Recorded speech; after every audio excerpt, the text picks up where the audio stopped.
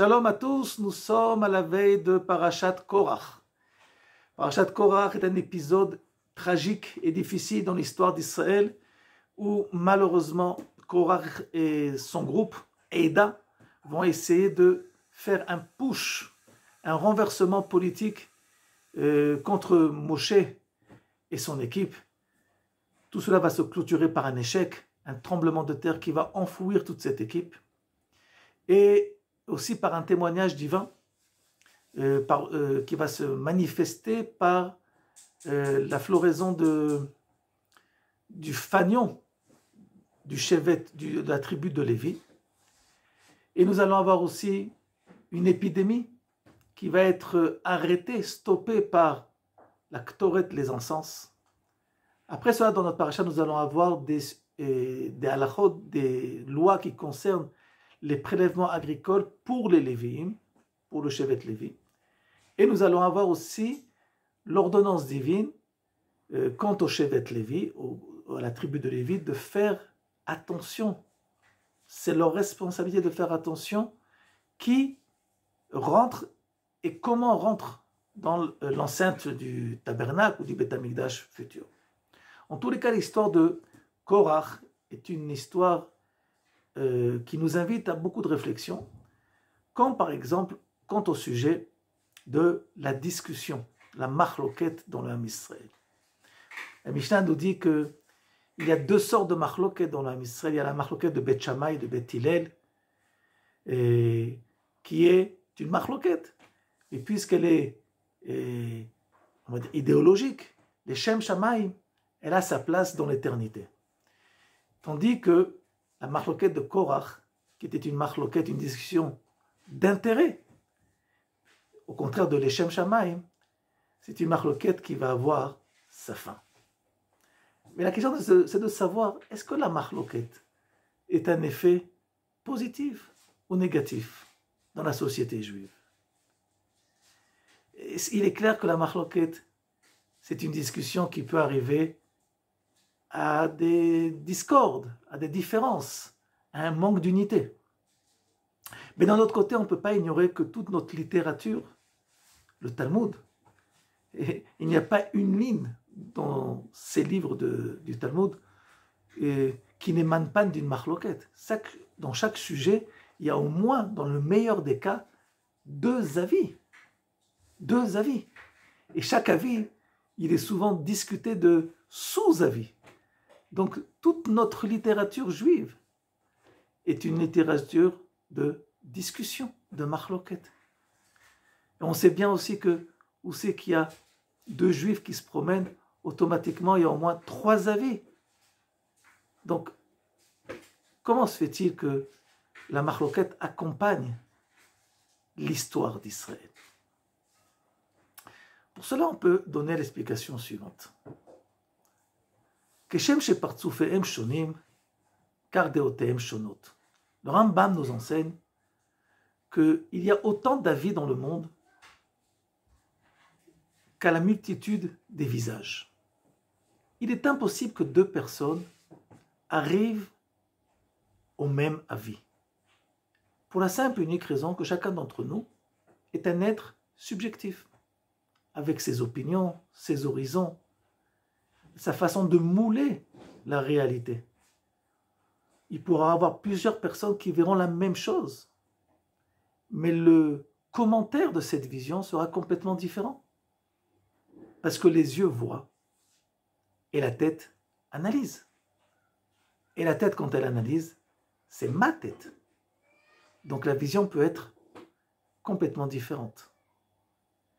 Donc la nature de l'homme est une nature de discussion. Dieu nous a créés de façon que chacun d'entre nous puisse avoir son avis. On va dire plus que ça. Dieu nous a créés de façon que chacun d'entre nous doit avoir son avis. Ça fait partie de la nature humaine.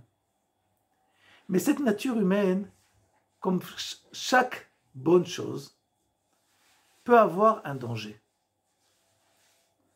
Il n'y a pas de création divine qui est négative ou positive dans son essence. Dieu a créé une multitude de choses et à ces différentes choses. La tension négative ou positive à ces choses-là va être donnée par mon choix. C'est mon choix qui va rendre cette création négative ou chas v'shalom positive. La discussion, les opinions différentes, ça fait partie de l'indépendance de l'homme. C'est quelque chose que Dieu a voulu, c'est quelque chose qui est sain. Mais il faut faire attention. Est-ce que cette différence d'opinion reste dans un programme divin qui s'appelle l'unité? Tant que notre discussion reste dans le domaine de définition de l'unité divine, tous les avis sont permis. Tous les avis sont là pour être établis, vérifiés, approfondis. Mais si chas v'shalom, cette discussion vient pour proposer un autre programme qui n'est pas le programme divin, donc nous avons un côté néfaste à l'indépendance des opinions humaines. Cela peut causer un très grand danger, jusqu'à ébranler l'humanité. Un tremblement de terre, comme c'est passé exactement à l'époque de Korach. Si chacun a des opinions de qu'est-ce que c'est que l'unité, alors on n'y arrivera jamais. Akadosh Baruch Hu, Dieu, par sa bonté, pour nous aider, nous a fixé les bornes, les définitions de qu'est-ce que c'est que l'unité dans le monde. L'unité humaine, l'unité divine. Simplement, il dit qu'il y a plusieurs façons de pouvoir manifester, exprimer cela.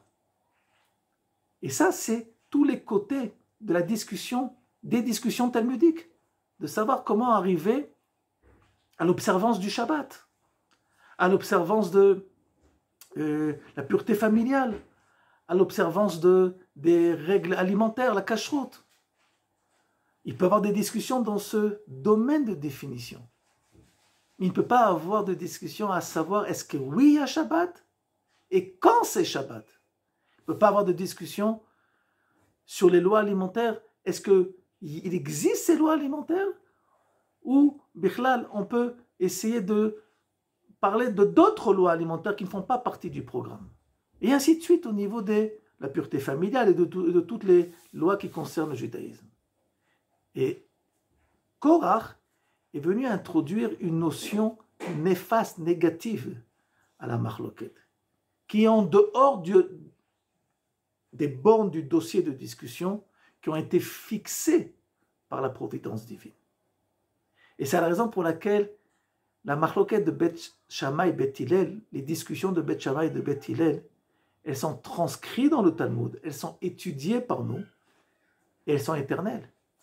Tandis que Korach, une fois par an, on se rappelle des côtés néfastes de l'histoire de Korach, mais les éléments de la discussion ne sont pas éternels, ils n'intéressent personne, puisqu'ils ont été enfouis dans un tremblement de terre, dans le néant de l'humanité.